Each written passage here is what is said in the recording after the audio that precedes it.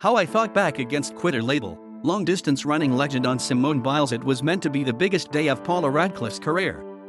The whole planet was expecting the world record holder to win the 2004 Athens Olympic marathon, a dream she had since she was 11 years old. And then it all went wrong. A combination of a leg injury and stomach illness meant Radcliffe was forced to pull out of the race a few miles before the finish line. Disoriented and invisible, distress.She was no longer the medal hopeful.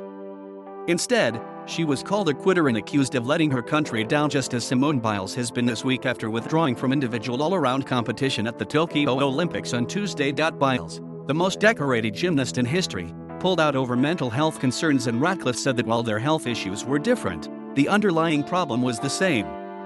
"Neither one of us quit. Our bodies just weren't able to do it," Radcliffe told CNN in a phone interview.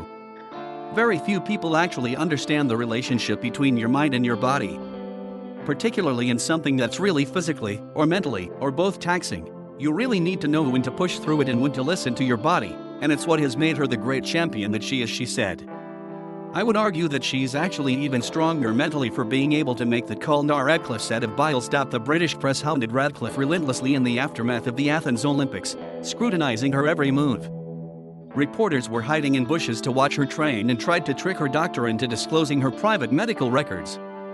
It got so bad that she and her husband and coach Gary Locke eventually left the country and went to Arizona to focus on training. For Biles and her generation of elite athletes, however, escaping is nearly impossible because of social media. It can be so cruel and so heartless and harmful, and particularly in this current situation where the athletes are kind of in a bubble, removed from the real world. Then they start to think those comments are real, and they hurt a lot more than if you were protected by all of your family and friends around you, Radcliffe said, referring to an Olympics held during the COVID-19 pandemic. She also suggested that tougher regulations on social media should be put into place. You couldn't print something in a newspaper or online that people get away with putting there, and yet the people that it hurts still see it. Several high-profile Olympians have spoken up about deleting their social media apps and accounts. Australian swimmer Ariarne Titmus, who has won 2 Olympic gold medals, said she has deleted every social media app on her phone to avoid external pressure. And Dutch cyclist Annemiek van Vleuten said she went off social media to preserve her mental state after her heartbreaking silver medal in the road race on Sunday. A major shift on mental health, finally, yet there is some hope for things changing. Biles' announcement came just a month after tennis star Naomi Osaka withdrew from the French Open citing mental health reasons. While Osaka and Biles faced some criticism, mostly from people described by Radcliffe as armchair warriors, both were also praised for speaking up. The outpouring of support Biles received from everyone, starting from her teammates and fellow athletes to the U.S. Olympic Committee, commentators, and fans, showed that the conversation about mental health in elite sports is long overdue. "It's something that really needs to be properly understood," Radcliffe said. "It took a long time to understand physical training, then it took a long time to understand proper nutrition and the psychological components to sports preparation, and how that can make you stronger, but now I think the mental health, it's huge and it needs to be properly understood." For decades, the issue of mental health in sport was taboo, even though the problem is worrying and widespread.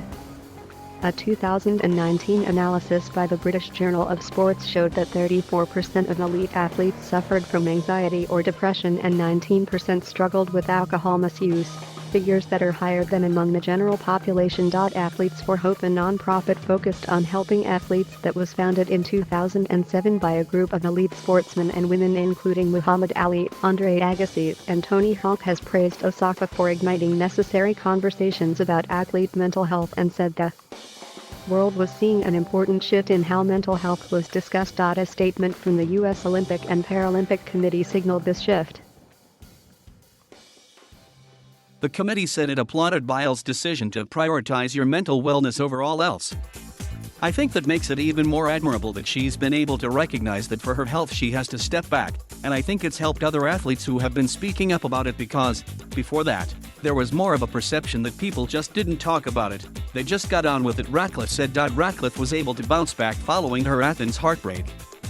She said the turning point came on a run she went on after reading one particularly hurtful article, calling her a quitter and gold digger, claiming she only raced for money. "I headed out for a run and I couldn't do it, and I sat down on a log on the trail, sobbing. And then I just had a moment of realization, which was just, this is stupid. This is what I love doing. It's been taken away from me by what other people think, and they're not even correct," she said. She went on to win the New York Marathon later that year. The following year, she set a new all-women marathon world record and then won a gold medal at the World Championships.